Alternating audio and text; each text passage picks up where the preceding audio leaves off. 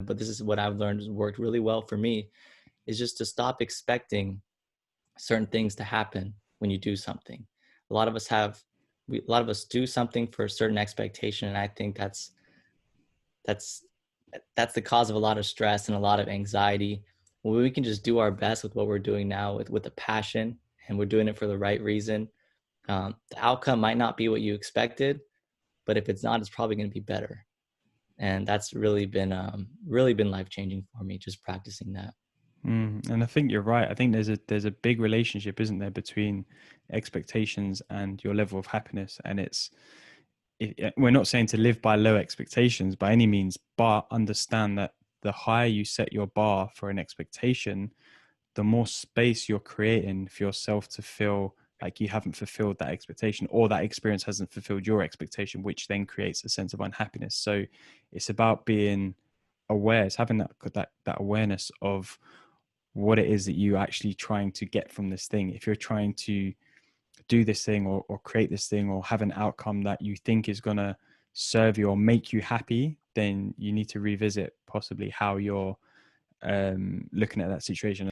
Is like when you're texting someone who you like, you text them because you want to feel good when they text you back.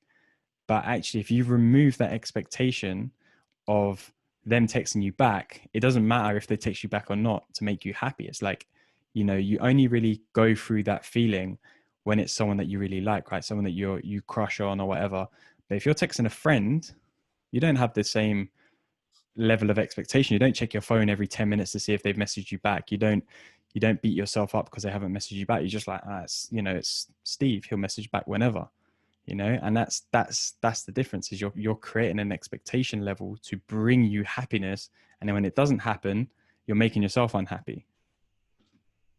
Yeah. And going back to what you said about, it doesn't mean we have low expectations. Even if you have high expectations, you're still limiting yourself. I mean, at the end of the day, one of my other favorite quotes is from Eckhart Tolle, the author of The Power of Now. And he said, "You are the universe experiencing itself as a human for a little while." So when you look at it that way, you realize that the universe is all powerful. You have all the power in the world to achieve anything you want to achieve. So honestly, even setting that expectation might even hold you back a little bit, instead of just doing your best in the present moment and everything that you're doing. And that will guarantee, that the universe will come together, come with you, work with you, bring the people and experiences into your life to help you attain that best outcome for yourself and those around you. I think that's such a beautiful thing that really wish more people would understand, and something that I really try to preach a lot in my context. I've seen it really work firsthand for me. Yeah, it's true. And it's I think it's when you realize that's when the magic happens, isn't it? It's like you have like a shift, because you start to, it changes your perspective, I guess is what I'm trying to say. It changes your perspective, and then that creates a shift ongoing, which is amazing.